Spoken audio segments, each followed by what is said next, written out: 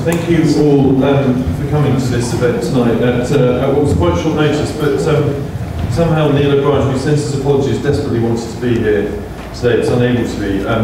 Spotted that our guest tonight, Professor Hanushek, was coming to the UK for an event and snapped him up, and it's been quite a long chase. I actually first emailed Eric Hanushek in my past life when I was here at Policy Exchange in a full-time capacity in 2004 to try and get him along for us to speak to us. It's only taken 8 years, but that's not too bad. Just to introduce myself, I'm James O'Shaughnessy. I'm a visiting fellow here at Policy Exchange doing some work on school federations.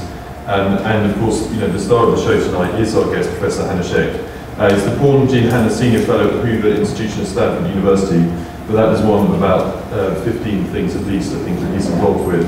And quite simply, he's one of the world's leading education academics. He's had a very distinguished career in academia and government, written on topics across the school sector, everything from teacher quality to the use of data, from school finance to high stakes accountability, and basically invented the field of value added by measuring value added by teachers in schools.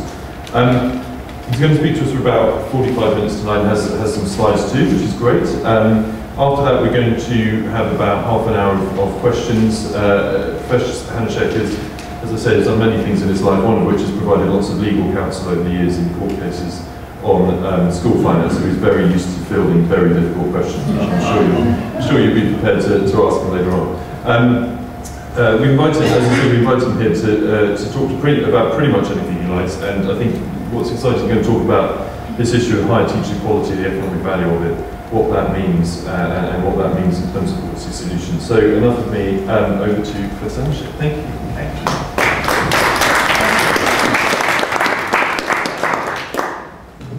I must say I was really pleased to get this invitation to Policy Exchange.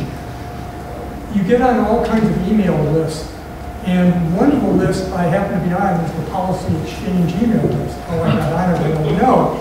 But more than once, I have been just skimming through email and see, that's a really interesting talk. Maybe I should try to go. And I see that it's at Westminster, and it causes a bit of problems. So I'm glad to be here. In terms of, by the way, presentation, if you have questions along the way, you might as well interrupt. I'm used to that also, that people don't let you actually talk through the whole thing. So feel free if you have questions. What I wanted to talk about was teacher quality, and I sort of had this in mind and forgot a little bit that you might have already read everything I'm going to say, because Sudden Trust put out an English version of much of what I'm going to talk about now, which means that also if you are confused by some of the things I say or want to look them back up, you can just go over to the Sudden Trust report on teacher quality and get the materials. So what inspired me to do this, I've been thinking about teacher quality for quite a while, but it suddenly dawned on me that people in education start talking about standard deviations of test scores and things like that have absolutely no meaning. Right? I mean, what does 0.23 standard deviations of a test in basic mathematics mean? And so what I wanted to do is try to translate that into something that we have some better understanding of, like dollars or pounds. I'm not going to use pounds today. I'm trusting that each of you can convert from pounds to dollars better than I can go from dollars to pounds. So I'm going to give a talk that's in dollars. It will have UK subscripts on some of this when we talk about value for the UK economy. The only exceptions where people actually talk about dollars are in the US. There are people who run consulting businesses that try to say, if you wanted to get 520 points on the PISA test, or the equivalent for a state, what would it cost? And they claim to have a methodology to do that, and then for that they have to know something about the cost of teachers or the value of teachers. In reality, they don't know how to do it. And then the other place where it comes up is in the negative sense, where there's been a lot of discussion in the United States about performance pay for teachers, where more effective teachers get paid something different than less effective teachers. In that debate, people immediately say, well, can we pay for it? Can we afford this? And so I wanted to ask all of them, and sort of deal with all of those questions. Now, the contrast with the private market and the teacher market is, I think, a useful way to start. In the private market, we think that pay has something to do with the performance of people in general. We know that firms that pay too little lose workers, and firms that pay too much go broke.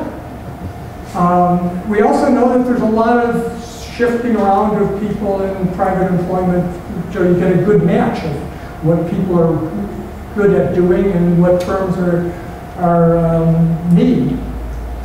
But if we go over to teacher labor markets, we find almost the opposite. And teacher labor markets are basically not responsive to any demand conditions. They're buffered from the market by, at least in the United States, we produce more teachers than we actually have to hire, so there's no shortage of bodies at least. There is a lack of quality differentiation in general, and then there's no information on the value of higher quality teachers. So what do we end up doing? We end up talking, on the one hand, people say teachers are the most important input to schools, and I believe that. I think that is a true answer. But the problem that comes up immediately is that all of the measures of quality that we use are basically unrelated to performance in the classroom. So here's the list in the United States that we have. And the reason I'm doing the United States, by the way, I should put the little note on that.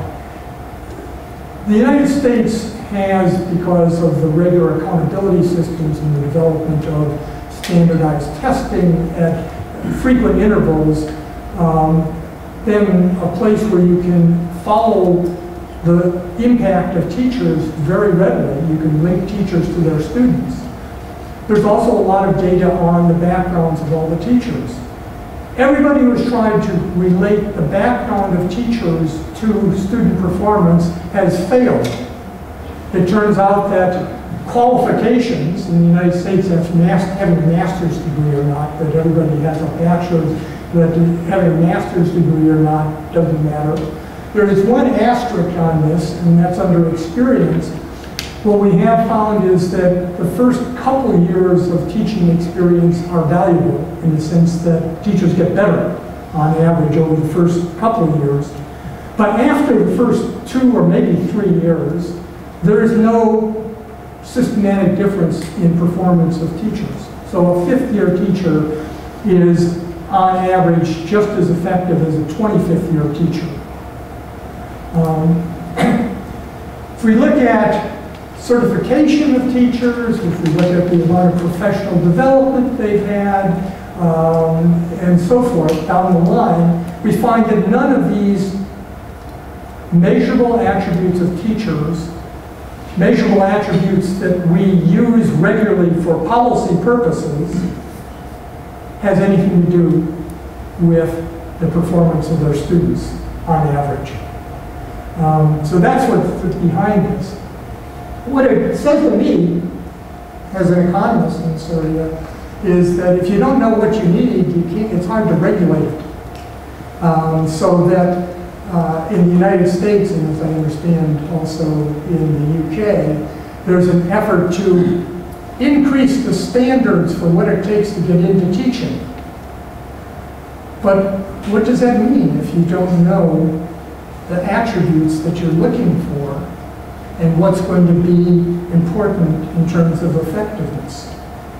Okay, so in the United States, we talk about shortages. The normal list in the United States is that we have too few math and science teachers, We have too few special education teachers, too few foreign language teachers. The one that's usually left off the list that's probably important is that we have too few high-quality teachers. And that's what I want to get to here.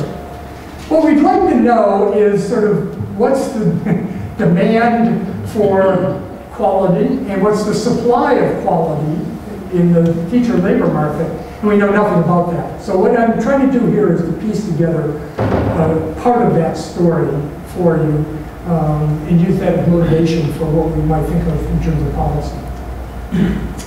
So here, I'm going to identify a few key parameters, key elements, aspects of teachers and the relationship with teachers to effectiveness that are important. One is, what's the impact of teachers on achievement? Another is, what's the impact of higher achievement on earnings of individuals? And third, what's the sort of scope of teacher influence? How many kids basically do teachers affect? Now here's where I didn't bother to check. I think I'm doing something that's patently illegal here, but I'm going to put up the equations behind all of this, and I'm sure that that's illegal and I get thrown off the stage for it, but it allows me to give you a sense of where all of this story comes from and what's behind it. And I don't really want to teach you economist notation about this, but here's the first. Okay, this is what motivates sort of estimates of what's now called value added of teachers. And I'll tell you very simply, it's actually extraordinarily simple. On the left-hand side of this equation is the achievement of some kid in some grade at some point in time. And then we're going to explain how the achievement in grade 5 relates to what they knew coming in, or at the end of grade 4. That's the first term there.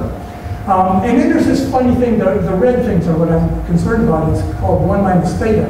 What that is, it basically says is that what kids knew at the end of grade 4 isn't always what they remember. And some of that goes away and depreciates. And so you have to pay attention to sort of how much do they still remember. Then on the far right-hand side is some other stuff. Like it might be measures of family background of the kids, measures of the neighborhood quality, a variety of other things that might affect achievement other than the school and the teacher. And then what I have there is delta J. And what people have done and what I'm going to talk about is try to say, what's the average effect of the teacher on the kids in her class after we allow for how smart the kids were coming in, all the other factors of neighborhoods and so forth. And that's what I'm going to call delta J, but it's just the average achievement impact of an individual teacher. And what I'm going to really be interested in is, how much does that differ? If every teacher produces the same value added, then many of the things we do today where we don't differentiate on the basis of quality are okay, if everybody's the same. But what I'm going to assert is that there's a big difference, that the variations of delta J are large. Okay, so I'm going to use those two key parameters, theta and delta. When you say theta and delta, you become an official economist by using Greek letters. But I only know a portion of the Greek alphabet, so I use a small subset.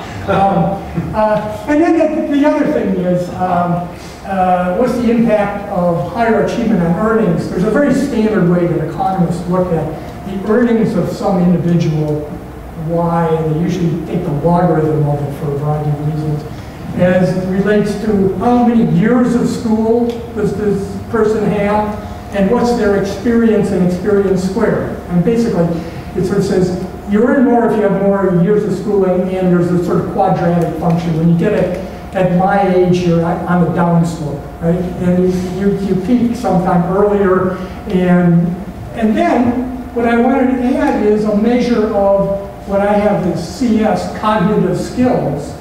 How much does it matter how much you actually know as measured by an achievement test.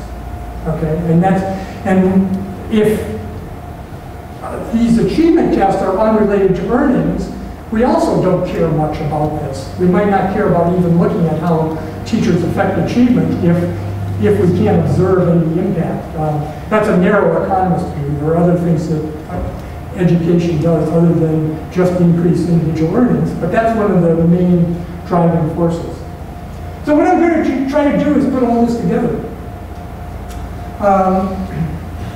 And I'm going to look at the impact of teachers on individual earnings by essentially putting those two elements together of how much does a teacher affect achievement and how much does achievement affect earnings, and then look at the size of that number. Well, here's a whole list of studies that have tried to estimate how much, what I call sigma here, how much variation is there among teachers. And there's a little bit of notational background here that's important.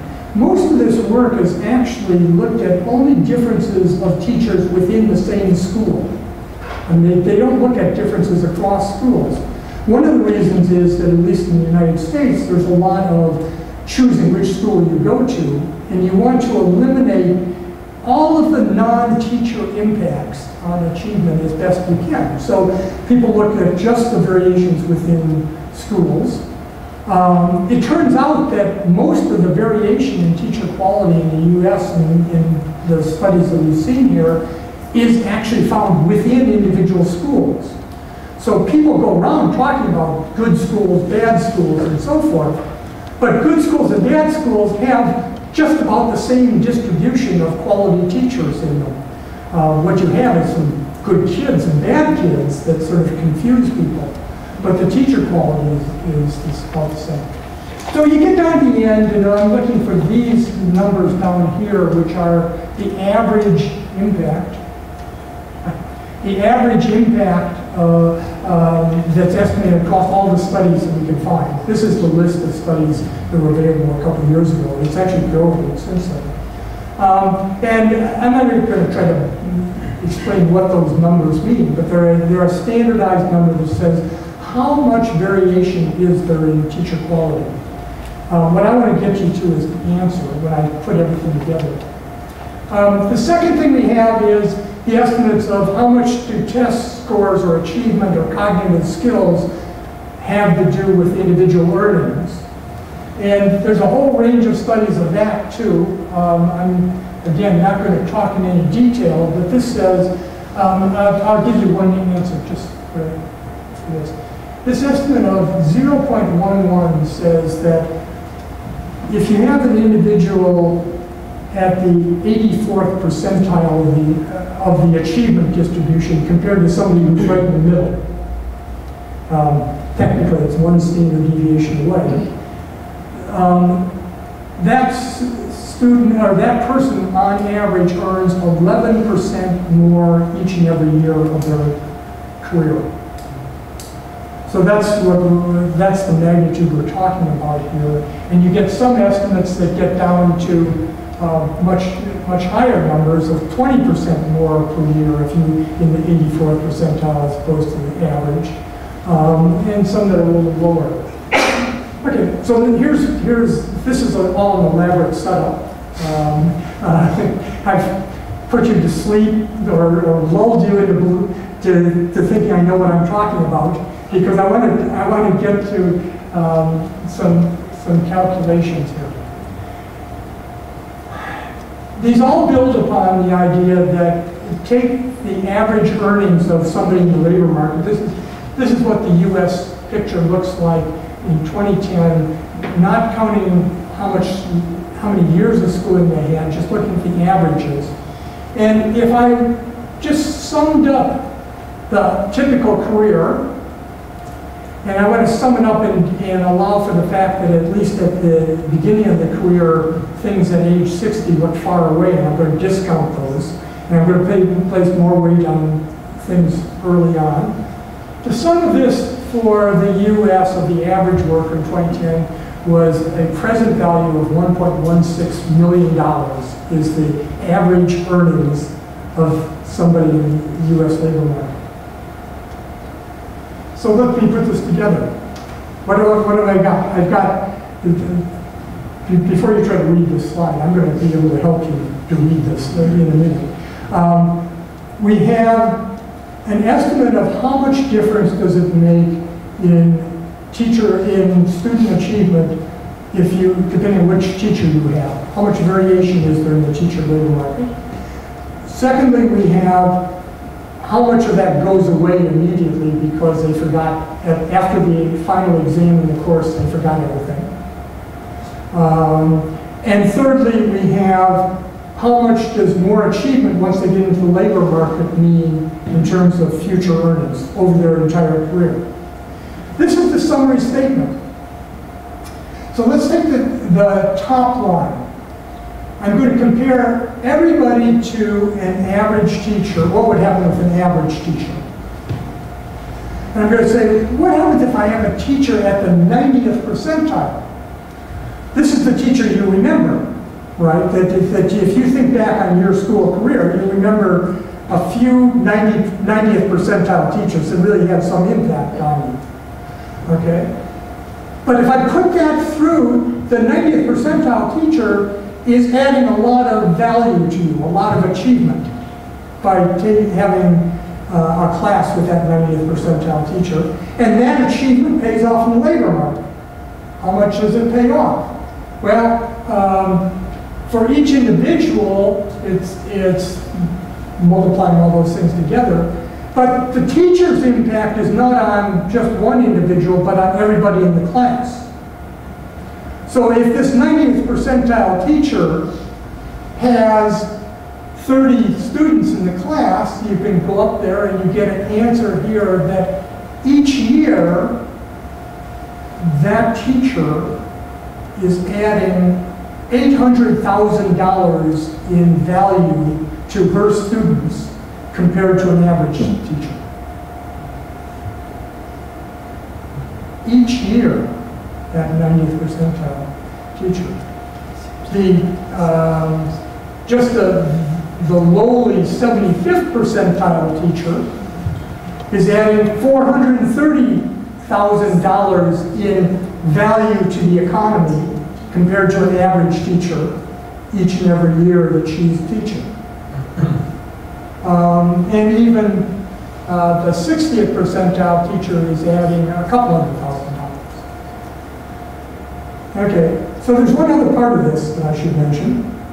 Can I just ask a quick question? Sorry, is that, and that's assuming that's one teacher in one class and everyone else, the rest of the teachers are average. Yeah. And so if you have two 90th percentile teachers, is it additive or there's a dilutive effect?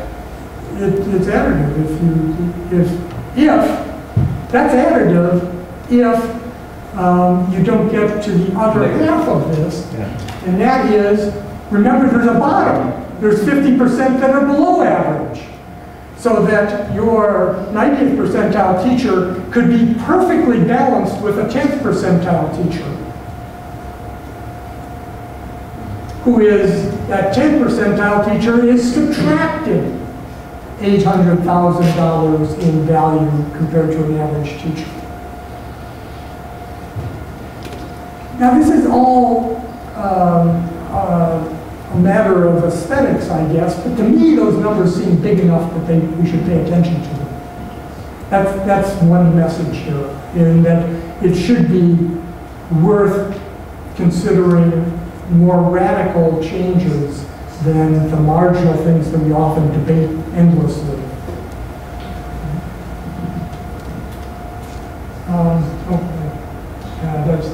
I think I skipped one more. So I'm going to quickly go through because we're going to run out of time, but I'd rather have a conversation with you. I'm going to quickly go through another way to look at the value of teachers, by which I mean the impact of heterogeneity of teachers on students and the economy. And here I'm going to go to the aggregate economy. It turns out that other work that I've been doing suggests a very strong relationship between achievement on, say, the PISA exams, the International Math and Science tests that we're all taking now, and growth rates of nations. Historically, if you look in the last 50 years, there's almost a straight line relationship between scores on international math and science tests and growth rates after I allow for how poor the country was at the beginning. Because at the beginning of the period, you know, if you're way behind, it's pretty easy to grow fast because all you have to do is copy what everybody else is doing. But after a while, you have to actually invent new things. Okay? So what I'm going to do is do this in a different way. That is, look at the impact of the bottom end of teachers on nations. And I'm going to do it for the US. So I'm going to go back to exactly the same set of stories about how wide is the distribution of teachers. But what that allows me to do is to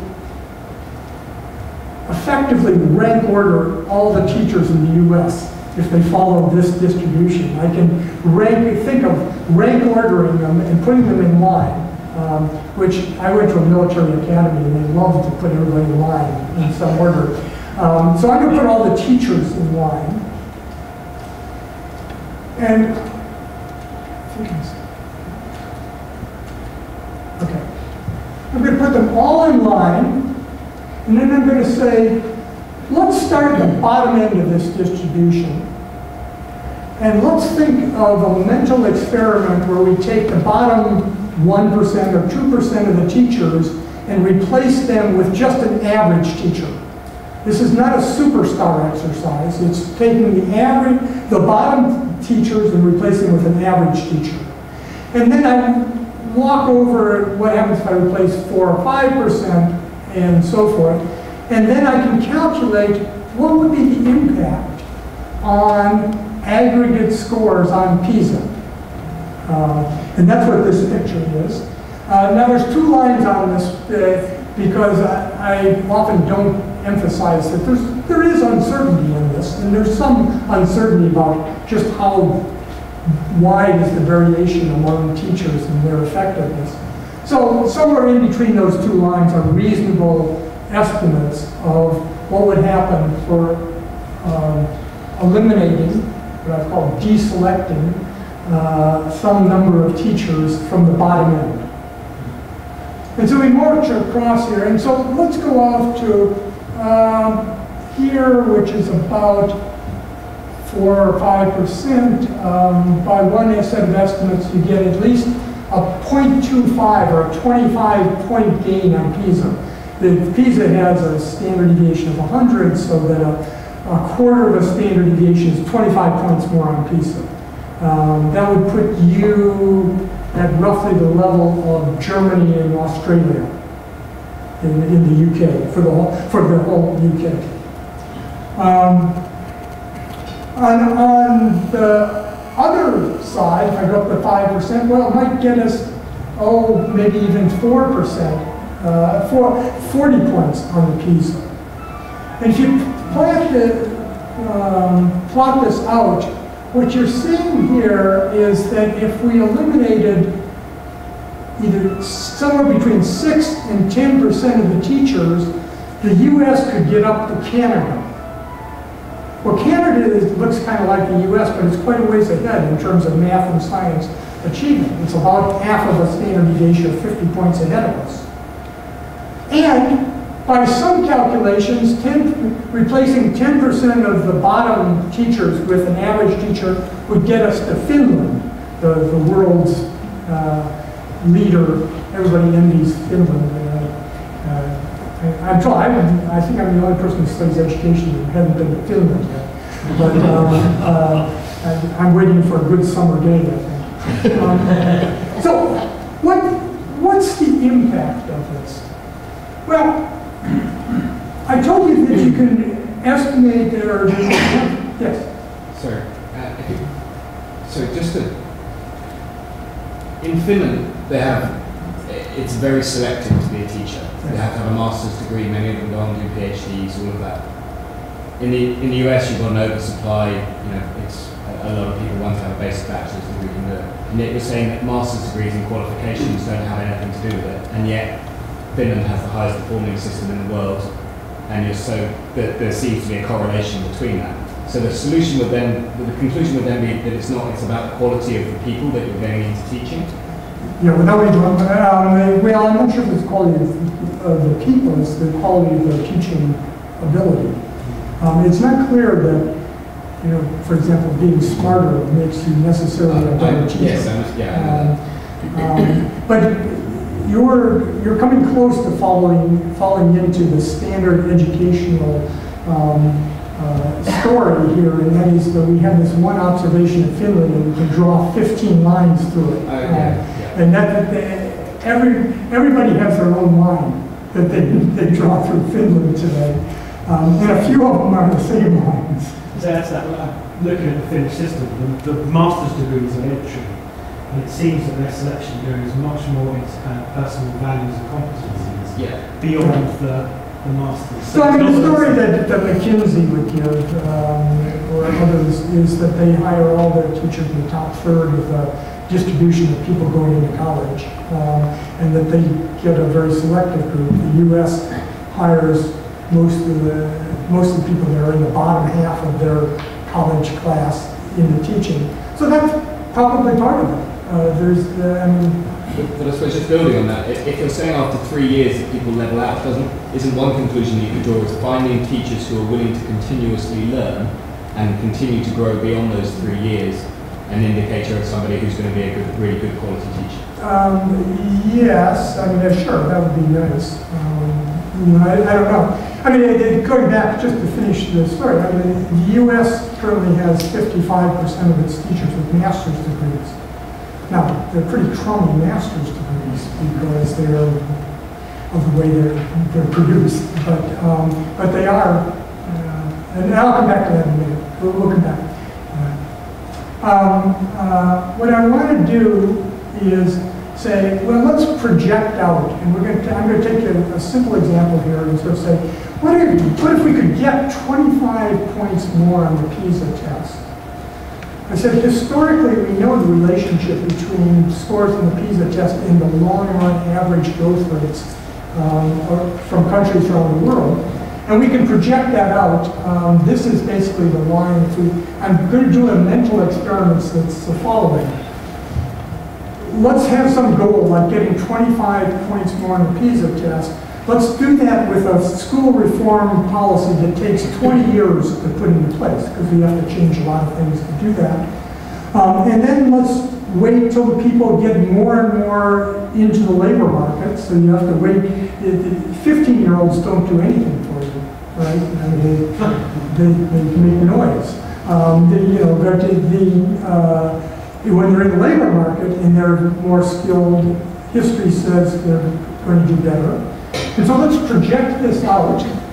And the dark line is what the relationship from the past, from 1960 to 2000, says it should be, with, again, reminding you that there's uncertainty there, particularly when you project out things.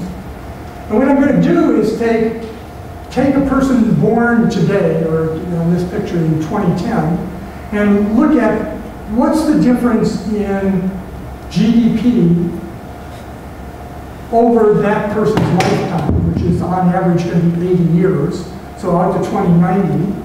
So what I'm going to do is project that out, and what I want to do is just sum up how much more GDP do you get from this reform policy that would get us 25 points of PISA. And I'm going to again recognize that some of us are not as worried about what GDP is in 2090 as others. And so I'm going to discount the future and pay a lot more attention to the present. Discount at 3% for the technocrats in here. And say, what's that amount to? Well, here's the US story.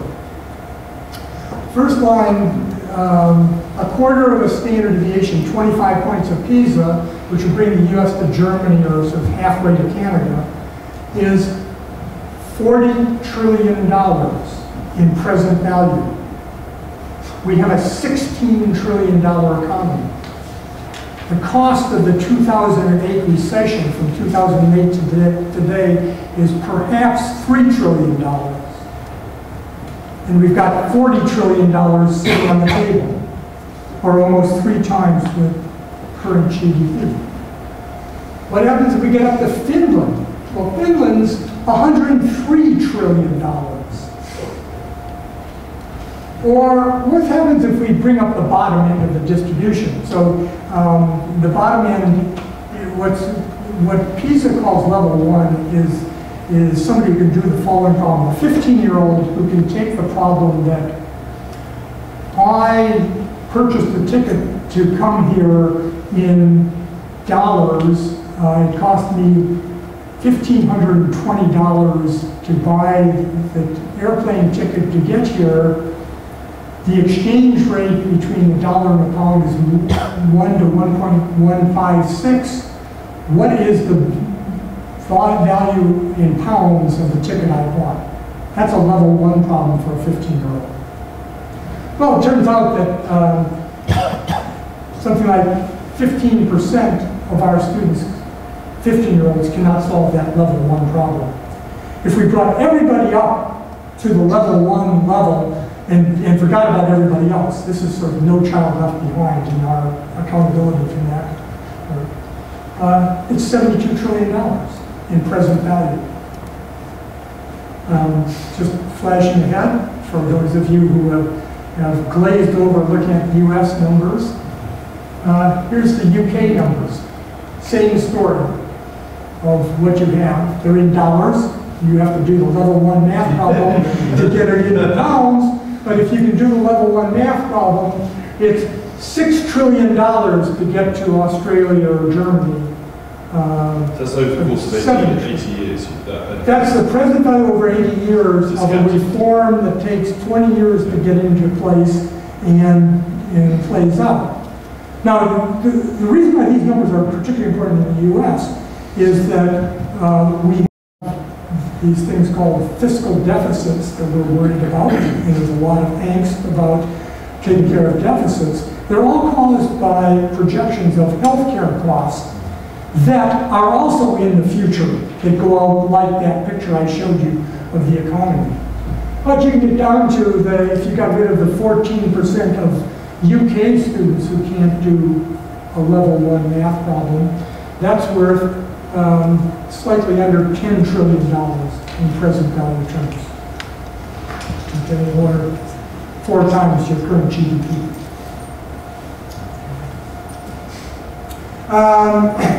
So I'm going to end up very rapidly here. We pay currently salaries that are based upon qualifications, basically whether you have a master's degree or not, and on experience. This is what the average salaries look like. The top red line is what happens if you have a master's degree.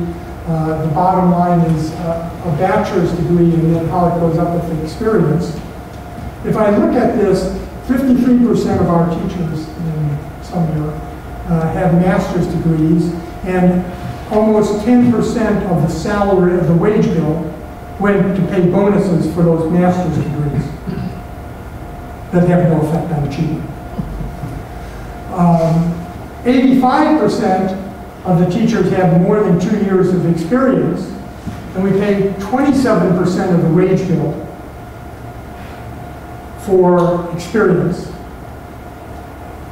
that has no effect on achievement. Okay. So to me, that suggests that maybe there's room for some alteration here if we thought about these things. So here's the conclusions. The numbers are big and the gains are large.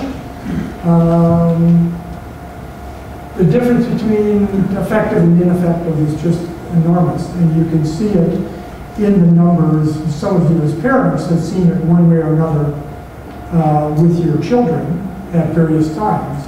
Now, what usually helps is the fact that you get a crummy teacher this year, and the headmaster makes sure that you get a good teacher next year to sort of make up for that. So on average, you don't do too badly. But you can see that if you put together several years of good bad teacher, or I haven't gone through that in any detail, but so one study I did found the following. The best teachers in an urban school district, all minority urban school district, got 1.5 years of learning each academic year. The bad teachers got half of a year of learning each academic year. In one academic year, depending upon which classroom you happen to be assigned to, you can end up with a year's difference of learning. Put together 2 or 3 of those on either end of that, and you see that kids' lives are materially changed by pretty much random assignment of kids to effectiveness of teachers. To me, it says that the gains are large enough to do something about them. I look to our members of parliament and see whether they are large enough to do about. There are obviously political costs to this. Some cautions. So the gains only come with achievement. Now, why do I say that? Because nobody goes out and says, I have a policy that has no effect on learning that I want to put into effect. Everybody says, I've got a policy to improve the achievement of kids. And they only work if your policies do, in fact, affect achievement. That's the only way you get these gains. The gains take a long time to see the economic impact, because we're talking about the impacts on careers. And I should add just one quick footnote on the analytics. There was just recently a study by a couple, 3 good friends of mine, Raj Chetty, John Friedman, and Jonah Rockoff, that did an amazing analytical thing that I just have to speak about, because what they did was get permission to look at the income tax records of people in the labor market that were aged 25 to 30.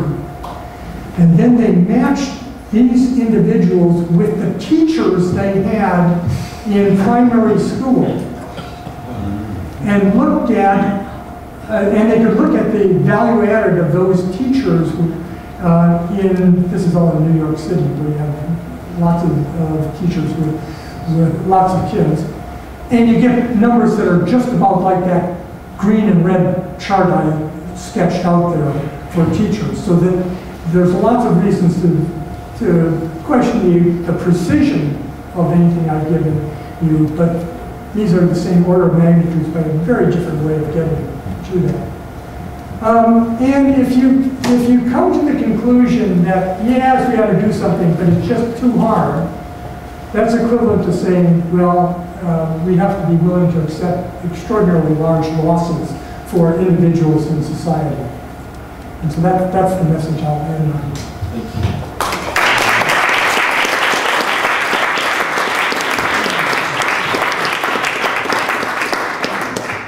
Thank you. I think we all agree that was absolutely fascinating, and as this country is currently engaged in massive radical reform of the school system, I'm just wondering how we're going to spend that £6 trillion. This is coming down the track. We've got plenty of time for questions. I'll take a couple at once, I think, and Eric can respond to them. I'm just going to use my position as chairman to ask one, which you really led on to there, which is, okay, what do you do about getting high-quality teachers?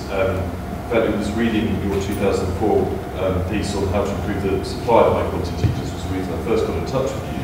And you seem to be taking quite a different view from the consensus, which was around raising the bar of entry. You seem to be actually suggesting the bar to entry into the profession should be lowered, but then a much more active policy for winning people out if they weren't good enough. Would you mind just expanding on that? Sure, no, I'd be happy to say something about that.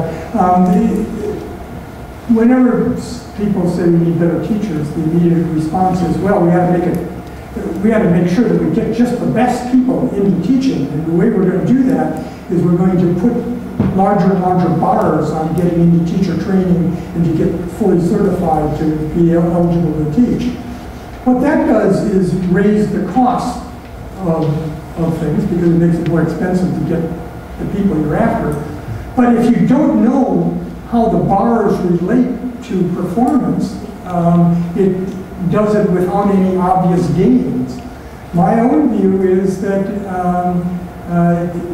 you ought to let lots more people in.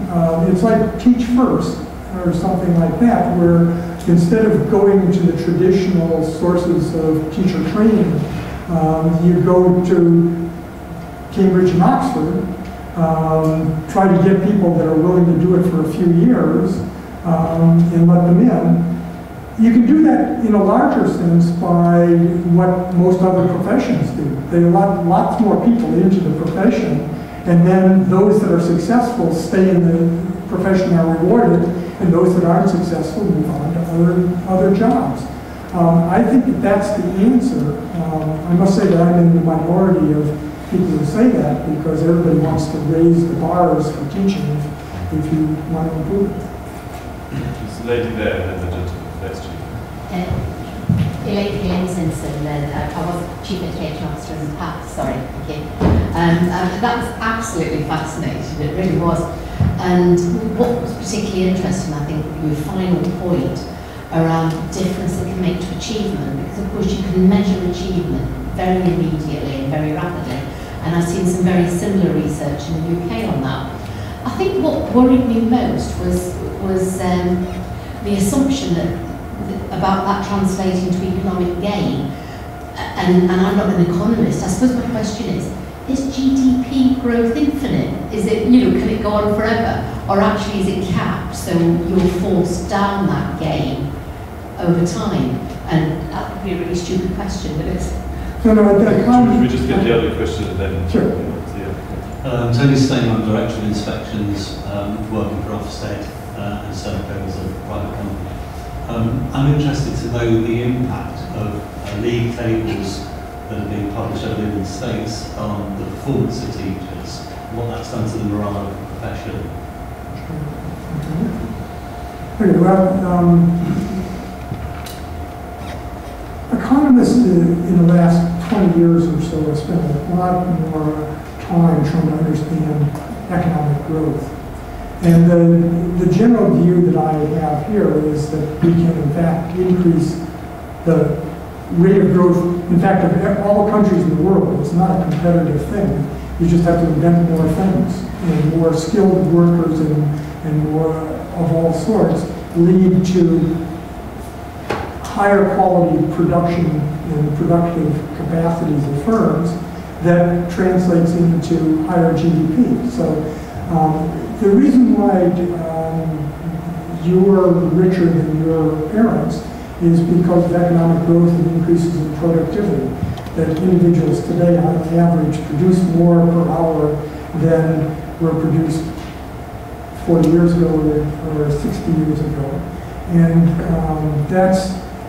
and most of the stories are that it can be improved universally, that it's not, there's no trade-off there. So we've had accountability in the United States in individual states during the 1990s, and then it became a federal policy with No Child Left Behind in 2001, or actually 2002 was when it started. The best evidence is that it's had a positive, not overwhelmingly large impact on average achievement. That it's of the order of magnitude that's probably only worth, in these terms, it's probably only worth about $15 trillion in present value is the impact, my estimate of the impact of No Child Left Behind. It's a very contentious policy. And I mean, I don't think that the No Child Left Behind, the accountability system is particularly well designed, and I've made suggestions how to improve the design of it. But it's also become very contentious, particularly with teachers who want to argue that they are being reduced to doing trivial tasks in order to meet these exams, and that they should be doing bigger things. I think part of that's right. I mean, the tests aren't particularly good. At the same time, I wonder if they're spending all their time doing these trivial things and why a higher percentage of people can't do basic math problems in grade 6. You know, if the tests are so trivial that they're being forced to do all of this. It is contentious politically, and I don't know what will happen to it. The law that developed, which I left behind, is supposed to be reauthorized by the U.S. Congress in 2007. And it still has not been, in part because there are huge political forces against it. Can I have my thanks? I was spellbinding, and I was calling I run something called the Centre for the Use of Research and Education. I wanted to check one thing, which I think might just be a language thing. And on the slide where you've got gains justify substantial structural change, and the first thing I wanted to know was just what you meant by structural change, because I didn't hear much analysis of structural changes in themselves having much impact, and certainly the research that we look at doesn't suggest that they're very powerful. And what I also wanted to think about was this timescale issue. Certainly changing the recruitment into teachers on the whole tends to have geological timescale issues, actually, because of the scale of the profession. What we do have is really good international evidence about what are the links between high quality structured and demanding professional learning, and structured professional learning for teachers, and student attainment. And of the interventions, that's one of the ones that's got the most consistent evidence base around it. So I wonder whether you've had a chance to have a look at that and got any evidence about that, because that might help a bit with the timescale.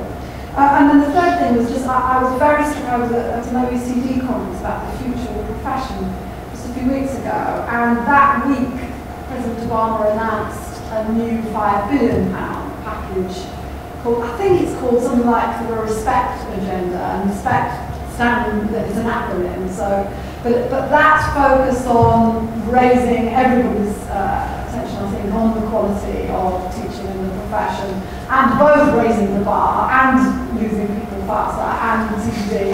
Is that too complicated? No, we can't get another one. Oh, no, go on, as you are. Or else I have to start taking more notes.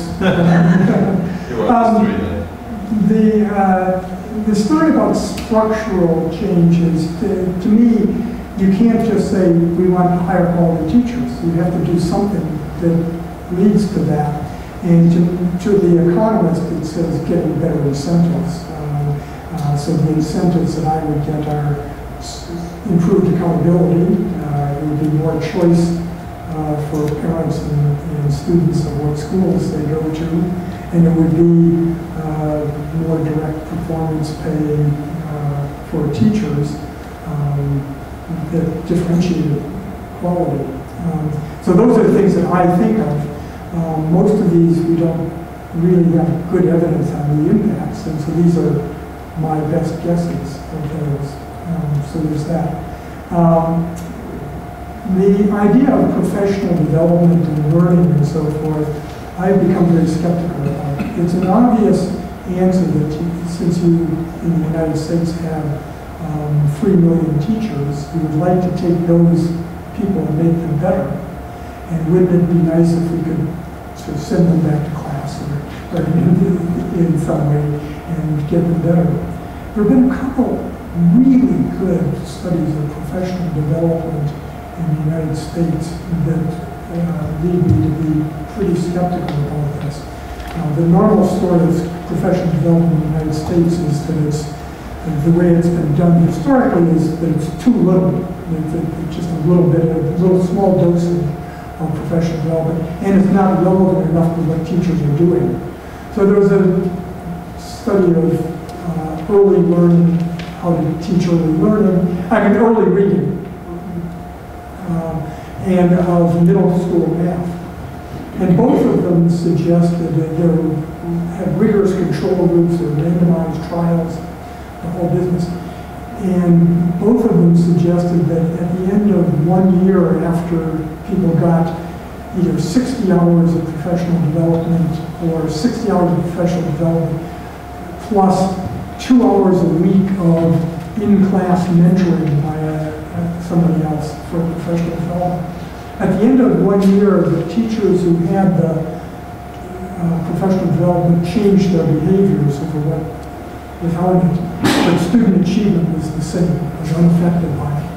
And at the end of 2 years, they reverted to their old methods of teaching. So in both of these cases. So I'm a little bit skeptical on that. Thirdly, I'll just make a general statement. I am not a huge fan of President Obama in general for many of his policies, but I think that on education, that's been by far his best policy area, and that he has been pretty consistent. We are in the third month of an election year leading to November, and he's starting to backslide a little bit on this because he needs the teachers to support him in November. And so we may not want to listen to his statements over the next 6 months as closely as we listened to his statements in the prior 3 years.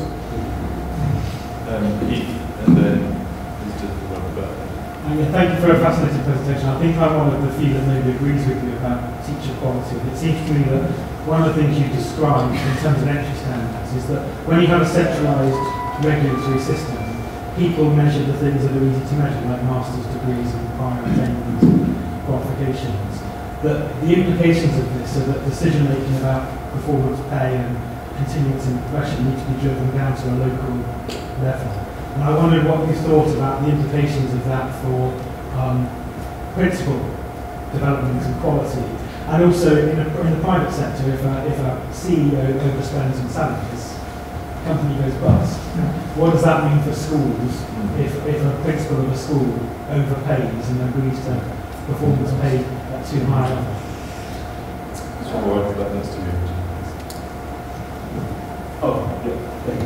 So we doubled real per pupil spending since the 1970s. We have a monopoly over, local schools have a monopoly over their customers. We pay for degrees that don't improve educational outcomes. We have a very long summer, too short a school day, not great people going into teaching. I got all of that, and I completely buy into all of it, and I think the data is very clear on a lot of it. An effective teacher is the core of your message. What makes an effective teacher? That's, I guess Teach for America has a good longitudinal study about what types of quality of people who make good teachers, etc. But does there need to be more research on that specifically? They gave a specific example of children learn better or they pay more attention if the teacher just stops and doesn't keep walking around, as an example. Do we need practical research on what makes an effective teacher? Let me start with principles of impact to that question. In the United, I think that the answer is more local decision making, driving it down with strong accountability for performance. We need to keep that in good check.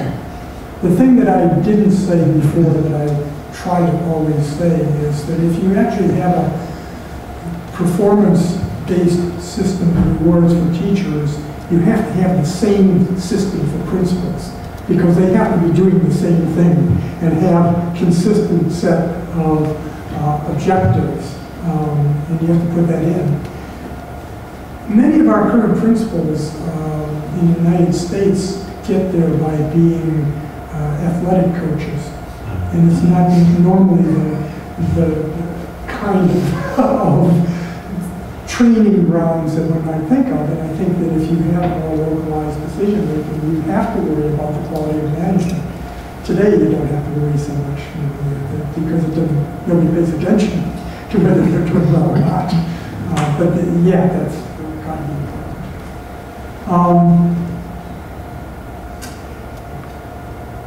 The holy grail of educational research is finding out what makes for a good teacher versus a bad teacher.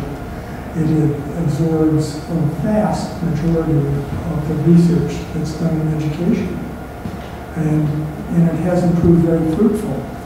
Teach for America is on average better than the other training sources for public schools. but not that much. And there is a huge variation in the effectiveness of Teach for America teachers also. And they leave. And they leave, but I mean, it still pays. I mean, it's still a good deal because the average gain that you get from them is sufficient to pay for having more turnover. It'd be nice maybe to try to keep some more of them, but you're dumping them into a system that doesn't reward effectiveness. And these are really go-getters. I mean, 10% of the graduating class from Stanford University applied for or showed interest, at least, in Teach for America at one point. And these are people that have the whole world in front of them open. So if you're going to keep them in teaching, which Teach for America actually keeps a lot of people in education, but not teaching. So lots of them go into administration, or they work for the House of Commons as staff people, that do whatever. And so that pays, but we don't know the answer. I have a simple, sort of untested reason for why we don't. I'll give you the analytical reason for why I think this is hopeless, or at least in my lifetime hopeless to define what a good teacher is. I think that teaching is a really complicated activity.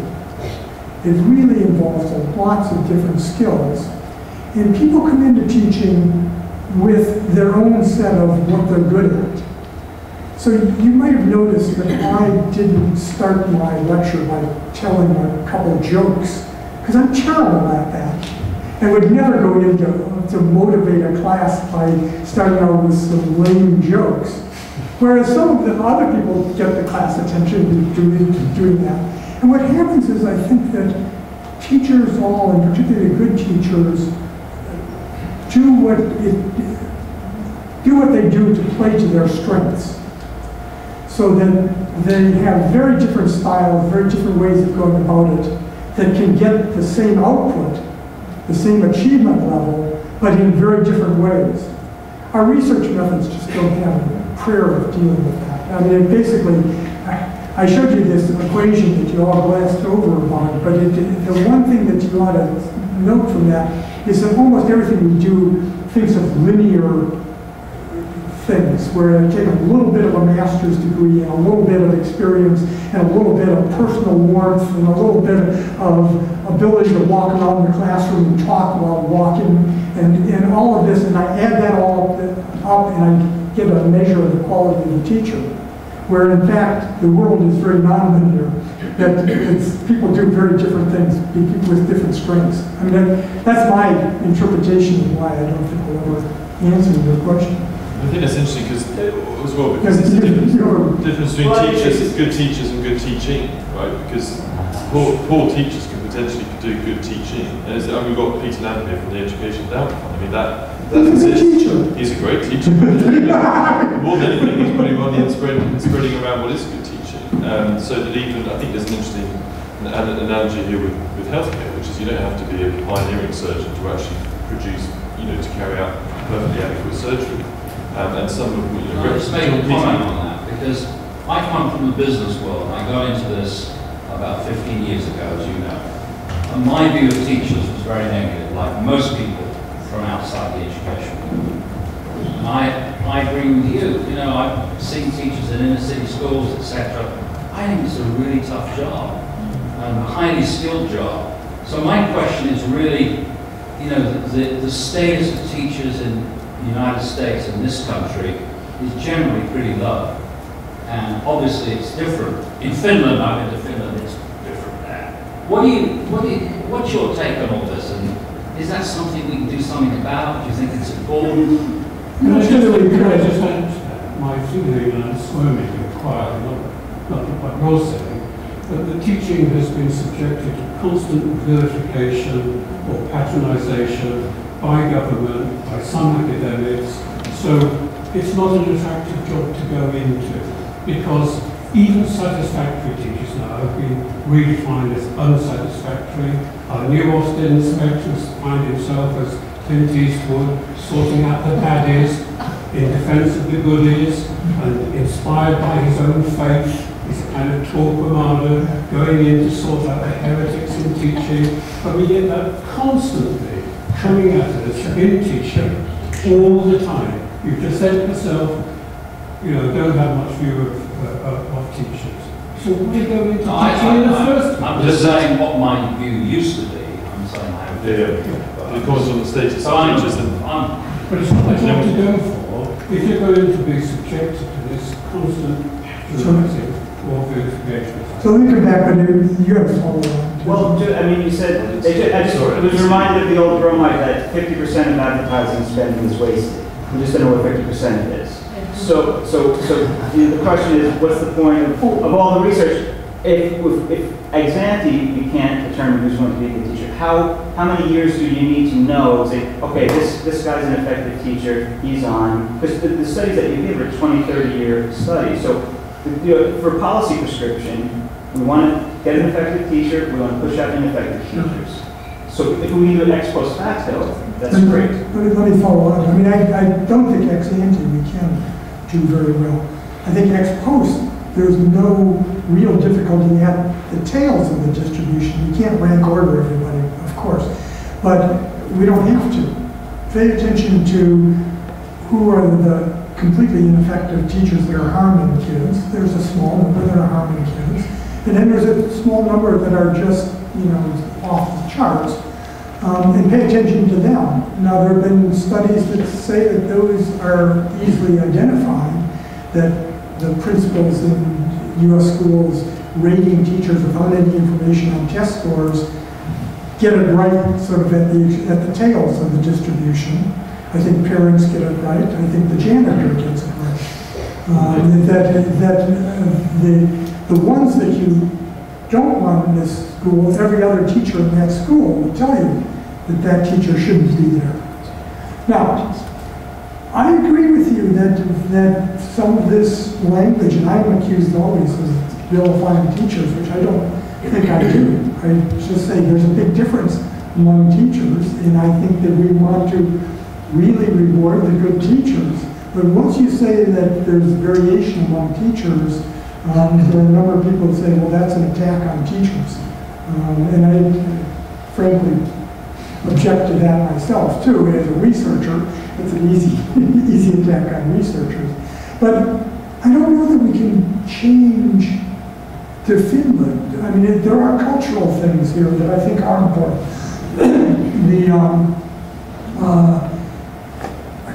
My aunt was the valedictorian of her college class and went into teaching and then eventually became a principal.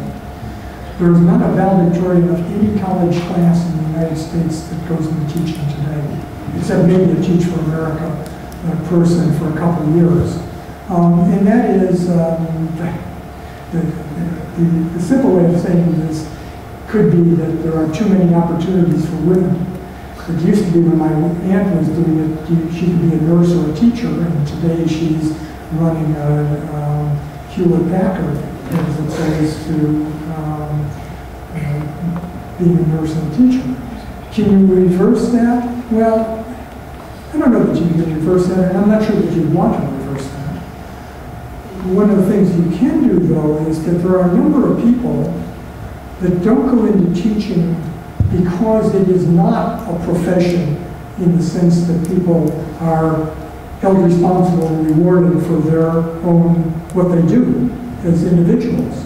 And that the compression of the salary schedule and the lack of differentiation by effectiveness really turns off a lot of people. Magnified by the fact that, at least in the United States, to get a teaching certificate at a number of schools, you have to take some really horrendous classes that are required by the certification that would bore you to tears and also waste 1/4 of your college time by things that have absolutely no value either in teaching or outside of teaching. So there's some things that you can do, I think, to make it a more attractive profession. I do not think that we should go around saying that teachers are bad. That's why I keep saying this. If we just replace these small number that are harming kids, so that in a school of 30 teachers, we're talking about 2 or 3 teachers that are quite widely recognized in every school I've ever been in as not being very good, replacing them with an average teacher. Right? And we're not talking about remaking everything. Okay, just time for a couple more questions. Gentleman here and then gentleman there. Sorry, I'm one of those principals and used to be a teacher, but yes, no. But I think the point you're making is simple in the sense that it's not about schools, it's not about reform of schools and different structures for schools to operate. It's about the teachers, and in those teachers taking out 10%. Now, having run a school, I think it actually works financially simply to say, get rid of the worst teachers that you're talking about as measured with value added, and replace them with other teachers, or alternatively, pay the brilliant teachers to take over the extra students and actually give them extra money for it, and then have a clear accountability for teachers, which will raise the attractiveness of the profession, and actually be something to do relatively quickly within a small cost or no cost. Finally. Alan Six, I work for Edison Learning. I was struck by, I think I saw a statistic the other week, that 2 million US high school students took an online course as part of their studies. There are, I think the US State Department will review 1,000 online and face-to-face studies that took place and came to the conclusion that delivery of learning that blended online with face-to-face actually did rather better than either separately. And there are entirely virtual high schools now that this learning operates, 2 of them. So I've got 2 questions that flow from that. One is, have you got any data about virtual learning? And the second one is more rhetorical. Is this a wonderful, rigorous answer to yesterday's question?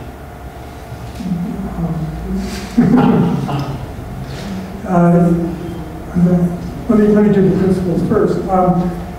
So I agree with you completely about sort of changing the way, if we had more flexibility in hiring and using teachers. I mean, one of the things of the green and the red chart that I showed you is that at the very least, you know, you've got to pay those people in the top half to have the big classes, and you want to have the small classes with the people so they limit the harm. You can't replace them. There was a great thing, there was a story in the New Yorker magazine a couple of years ago now about an invention in New York City called the rubber room. And the rubber room is a place where largely it's teachers that have done some crime and are on trial or awaiting trial. And so you put them in this room and keep them away from kids, and they just go in and read the paper all day and they have to report it and so forth. But it increasingly was used for people that were not doing very well in the classroom. And it was a great article that incensed everybody and led to breaking up the rubber rooms, which I thought was the wrong answer. I mean, if you can't get rid of these people, the last thing you want to do is put them in front of students. So you want to give them zero. Sorry, the gentleman point about the states. No, come with we can do that afterwards. We'll come back to that right in front of you. The technology question is one that we don't have any data on. I think that you might be right that we may be on the verge of doing something different. But we haven't figured out exactly how to organize it, how to provide the right incentives, how to provide the right funding for technology, so that it's easy with blended learning where you have somewhat larger classes and mix technology in, and there's some anecdotal evidence that it works, but not always. You have to get the current teachers ready to do it. I was in the group that the revolution was going to be film strips. That never quite picked up. And then there was TV, and then there were computers and so on. But I'm willing to bet on technology that that's going to come in. I think that almost nobody wants to have pure technological solutions. And everybody wants to have a teacher go in the classroom. I think the teacher's going to be really important for some time. It might be a very different kind of teacher than we're looking for. And potentially something that, I mean, could be very equalising. In the sense that you could, moderate the experience across schools, which is very different. Well, absolutely. And we have the situation in the U.S. where we have, so some of the specialized courses where you can take advanced placement courses, which are sort of basically supposed to be college-level courses while in high school. If you're in some of these inner-city schools and you have one student that wants an AP course, you can't provide it, except if you have technology, where you can start to provide it. And I think that those are the kinds of things that are going to help both in the overall performance and in the distribution problems. Ladies and gentlemen, I'm going to call it to a halt then, not least because Eric came in on a flight this morning and he's probably in need of some R&R. But just leave it to for us all to thank him for a fascinating presentation, a very generous question and answer session with his time, and I think a lot of lessons there for the UK experience around how we can improve teacher quality. So thank you so much, Eric.